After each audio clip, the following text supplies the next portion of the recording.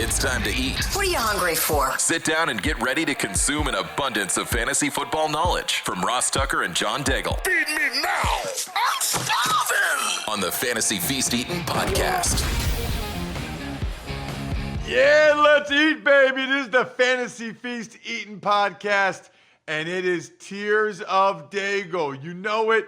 You love it. We are making sure that you are going to dominate your fantasy football league this year, but you've got to listen or watch youtube.com/Ross Tucker NFL to John's tiers, his positional rankings. We did quarterbacks last week. If you're looking strictly for best ball rankings, we did that actually a couple months ago when people were hot and heavy into best ball. We do know a lot of people play catch up this time of year. Nothing wrong with that. And you either listen to all the shows here on the Fantasy Feast podcast or you watch on youtube.com/Ross Tucker NFL. But we've got them all for you. Last week was quarterbacks. Today we will do the running backs. Next week we will dive into the wide receivers. Then we got the tight ends. Then we'll kind of give you a snapshot of our biggest preseason NFL takeaways, right? Because by that time, we'll have seen, I guess, all the preseason games. And so we'll have a really good feel for what mattered, what didn't. There'll probably be some transactions to get to as well. When I say we, I mean primarily he, right? John Daigle. He's one of the superstars that they have over at EstablishTheRun.com. I'm a big fan of all of their content. You should be as well. Go ahead and use the code FEAST to get 20% off at EstablishTheRun.com. You can also follow John on social media at NotJDaigle. I'm at Ross Tucker NFL. We are at Ross Tucker Pod, by the way. So if you ever want to know what's going on with any of our shows, you can do that.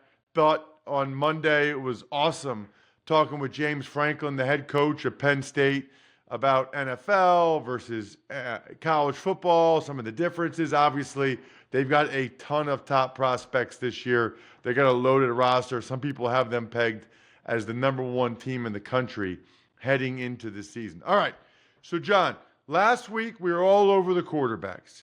This week we've got running backs, and you've got lots of them. So let's dive into it, and we'll start with Tier 1. It's the tier above the rest. I'll let you conceptualize it or contextualize it. It's probably the better word there. But it's Bijan Robinson, and by the way, that is how he says you say his name, Saquon Barkley, and Jahmyr Gibbs. All of those names could be mispronounced, which is a key if you're out there and you're going to have a son anytime soon. Potentially mispronounced names is the key to being near the top of John Daigle's running back tiers. And I do want to remind everyone to use that promo code FEAST at EstablishTheRun.com, just because all these tiers and rankings are discussed in depth there. Today, we have a finite amount of time to get to every player, but there you can get it in depth. So let's start here with the top three running backs, which everyone can show up to a home league and understand these are the three guys you want to take in whatever order you want to take them. Bijan Robinson, as you pronounced it, was one of only two running backs alongside Kyren Williams to run a route on 58% of dropbacks last year because he's a running back that does not come off the field for his team. Tyler Algier is always an interesting add in one of the last rounds of home leagues, but he strictly offers contingency value as a backup player who you cannot start weekly. Bijan Robinson is completely safe, as is Saquon Barkley, who even if his workload were to decrease in order to keep him healthy for the postseason, we are still talking about a player whose floor won't kill your team. So top two, top three options alongside Jahmyr Gibbs. Gibbs does present an interesting case in that if you go all the way back to after the bye week for Detroit in 2023, Gibbs has overlapped with David Montgomery for 24 games. This includes 12 last year, and it's actually Montgomery who has 12 more touches than Gibbs in that time. It's truly a committee. At the same time, though, this is a different offense this year. No longer Ben Johnson, as we've talked about throughout the offseason, now an internal promotion for John Morton as their offensive coordinator.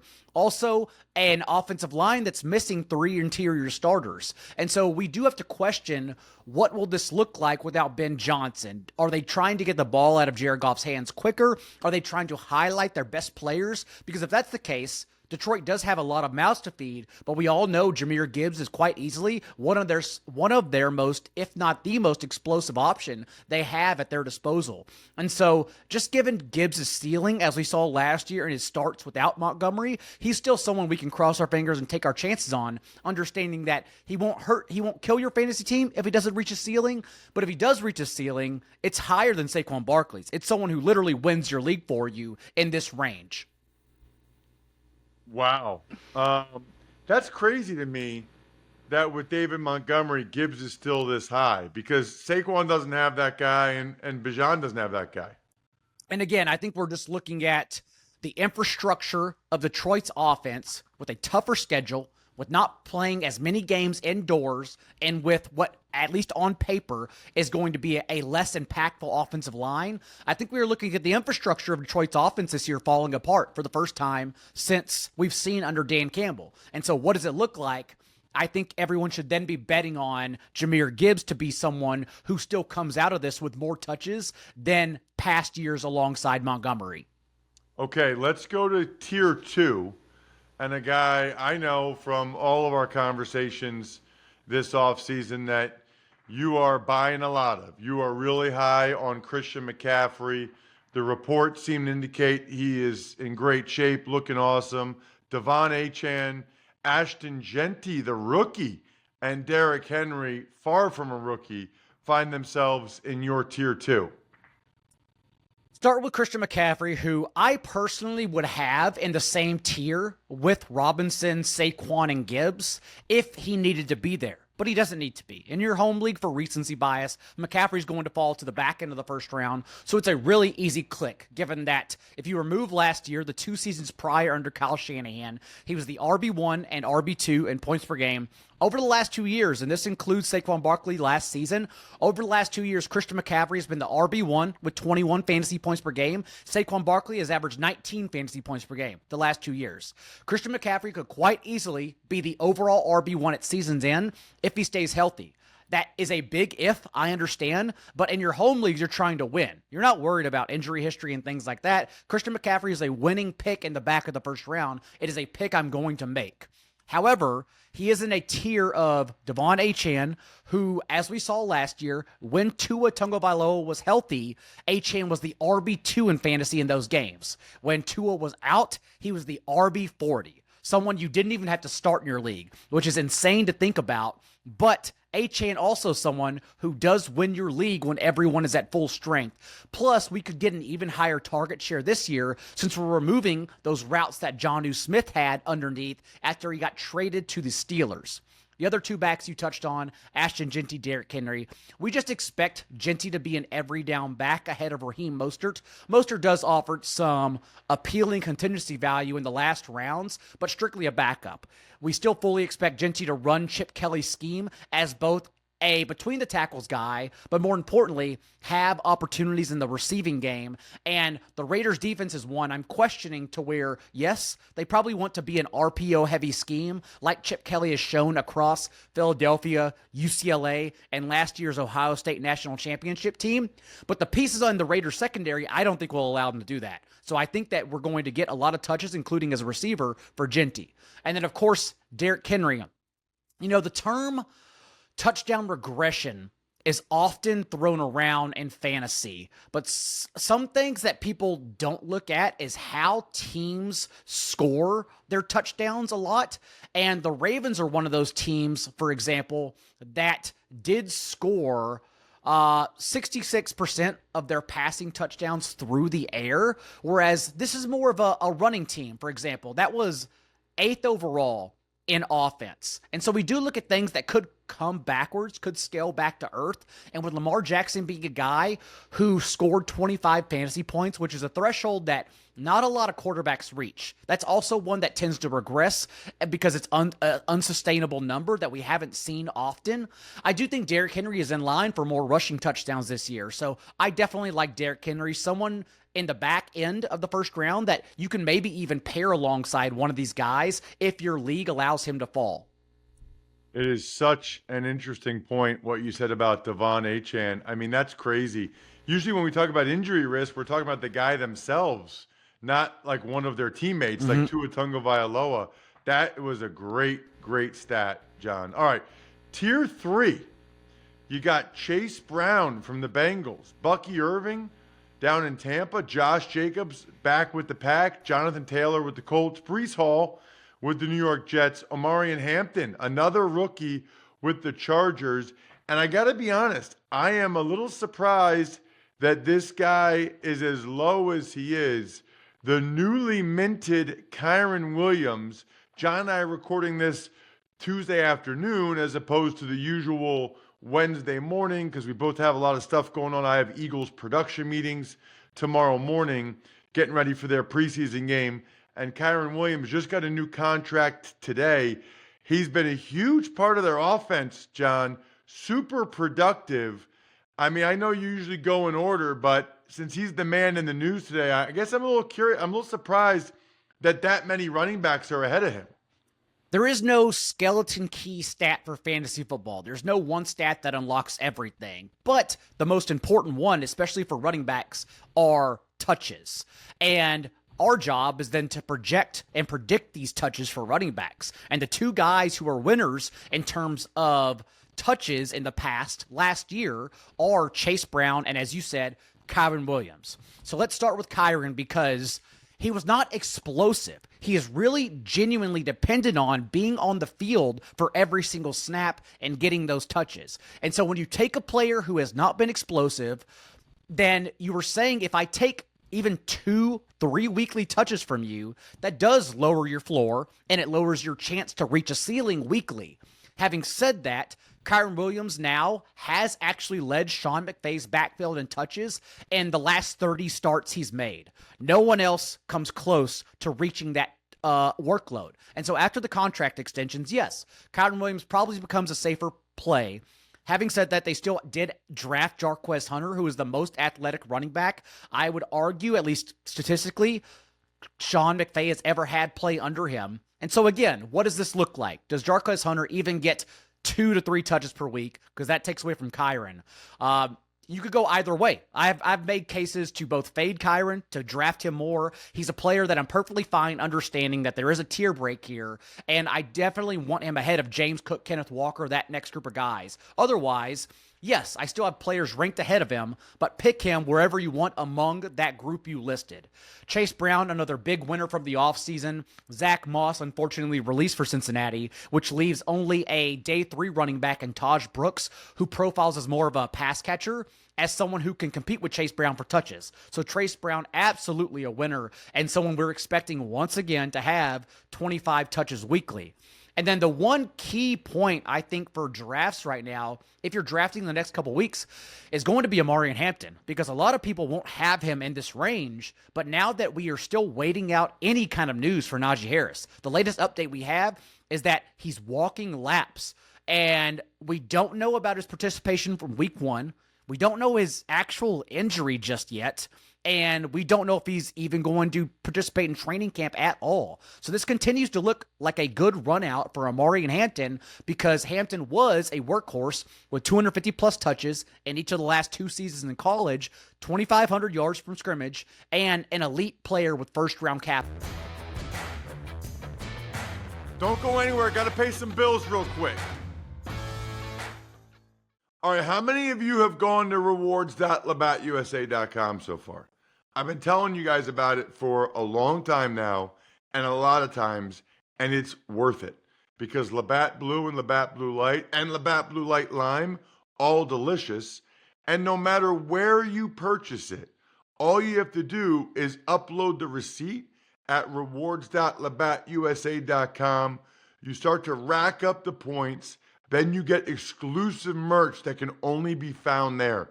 Rewards.labattusa.com. We do a lot of stats at establishtherun.com, but one of the notes I mentioned when I wrote up our Chargers team preview was that before a rookie running back even takes the field, draft capital alone, so first-round draft capital alone makes up 35% of their fantasy points in year one. Like, it matters so much if you are drafted highly, and I think that's just because then you are more likely to get touches because you're respected by your coaching staff. And so I think Amari Hampton should be there right next to, if not ahead of, Josh Jacobs, Jonathan Taylor, and Breece Hall, but he's probably not going to be treated like that in your home league. The next tier, it's kind of interesting to see some of the names in this tier. I mean, you're getting to tier 4 now, and that's where we hear James Cook, because obviously he doesn't think he's a tier 4 running back. He's not practicing right now. He's holding in. He wants his money. The other guys, you got Kenneth Walker from the Seahawks, obviously Alvin Kamara, oldie but a goodie for the New Orleans Saints, Chuba Hubbard with the Panthers, Travion Henderson. You got the rookie with the Patriots, R.J. Harvey out in Denver, James Conner, Arizona, the aforementioned Dave Montgomery, Aaron Jones in Minnesota, DeAndre Swift still in Chicago, Tony Pollard down with the Titans, and Isaiah Pacheco in Kansas City.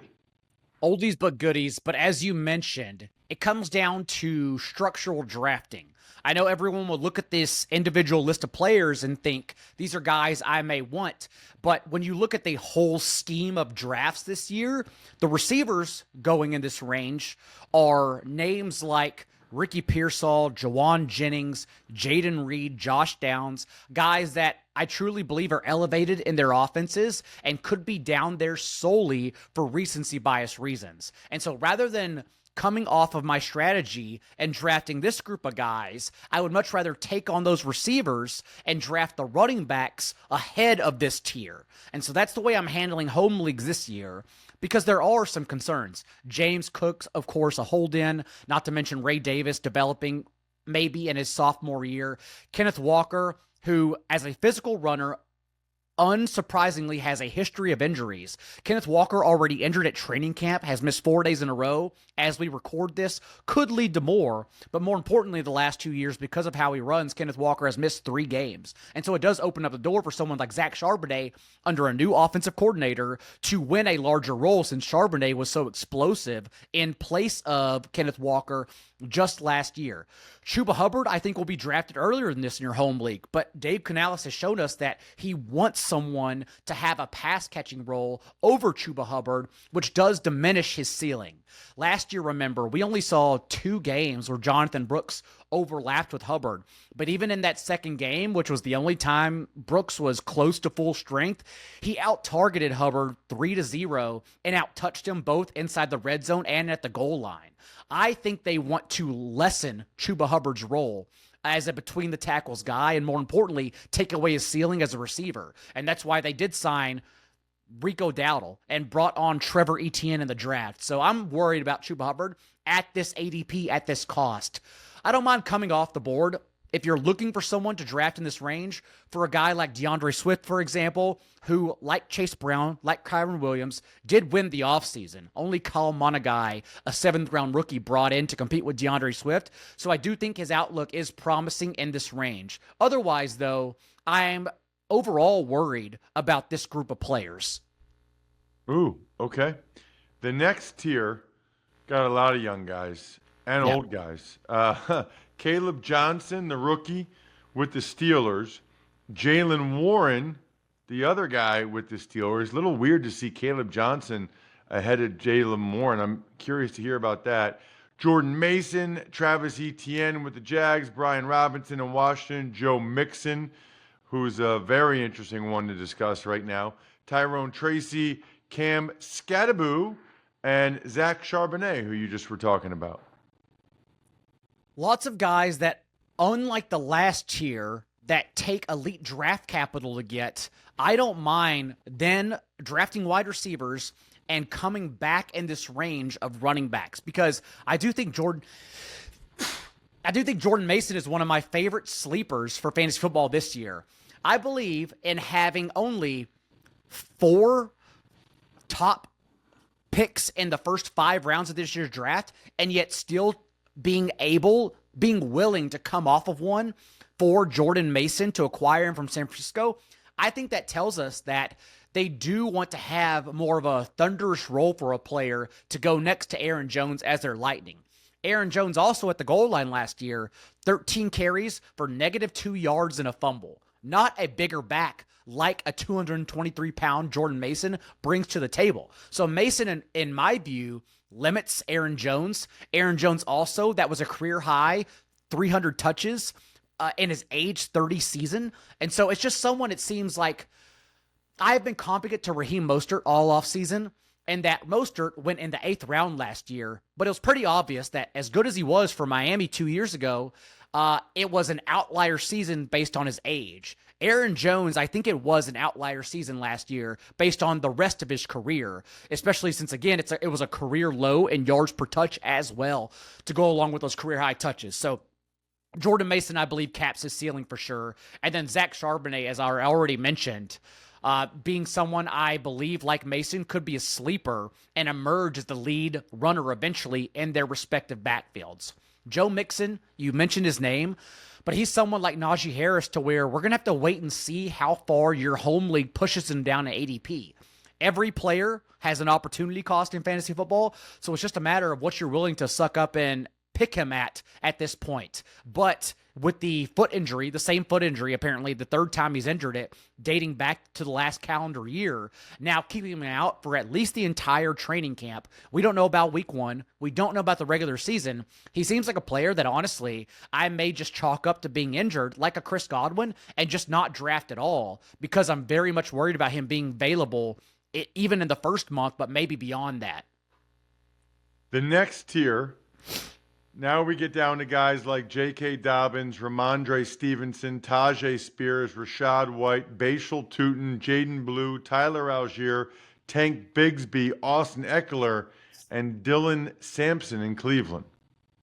A bunch of sleepers for everyone to tack on as we get to the last rounds of their drafts. My two favorites are Jaden Blue for Dallas, if only because we are still questioning, and if you read training camp reports, it's not much that Javonte Williams and Miles Sanders is bringing to the table. Javonte Williams is actually running with the third-string offense in terms of starting for this backfield. And we don't have much of a resume about Jaden Blue coming out of Texas, but what we do know is that, one, he is a receiving back, and targets are actually worth 1.5 more per target than carry for running backs, which is why I always mention having that receiving role, because fantasy is a cheat code to have a guy who can run efficient routes and earn targets from the backfield. But more importantly for Jaden Blue, we don't have a resume, and no one's seen him play really because, again, he played behind NFL players throughout his career in Roschon Johnson, Jonathan Brooks, and Bijan Robinson. So I love tacking on Jaden Blue and just crossing your fingers.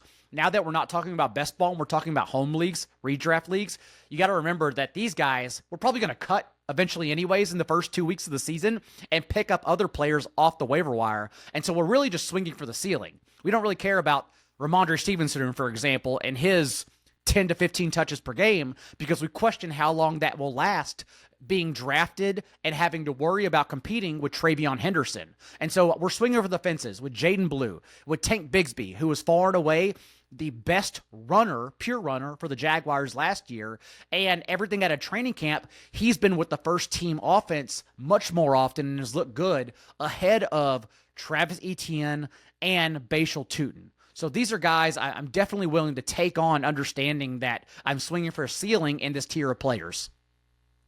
What about the last tier? These guys all have some type of issue, right? I mean, it's Javonte Williams, Isaac Guerrero, Trey Benson, Quinshon Judkins, Legal, Najee Harris, Jerome Ford, Roschon Johnson, maybe not all of them, Ray Davis.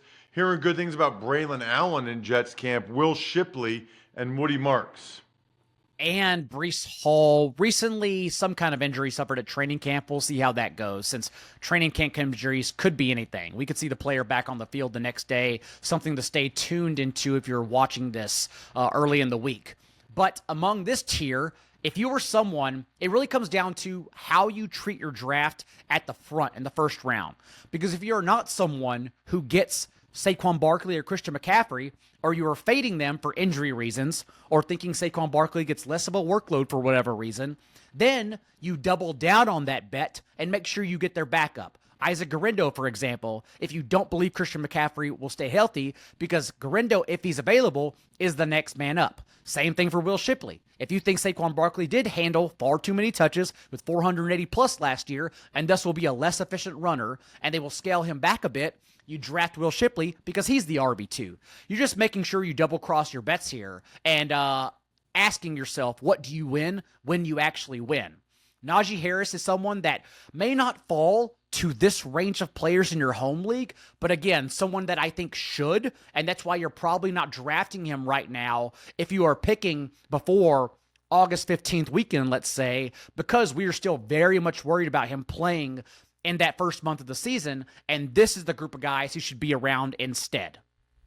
You should always be around the guys at establishthorun.com. You can be if you use the code FEAST to get 20% off. I'm at Ross Tucker NFL. We are at Ross Tucker Pod. He is at Not J Daigle. I'm stuffed. We're done. Thanks for tuning in to Fantasy Feast. Make sure to also check out the Ross Tucker Football Podcast, Even Money, and College Draft, all on the DraftKings Network, YouTube, or subscribe to the podcast on your favorite platform.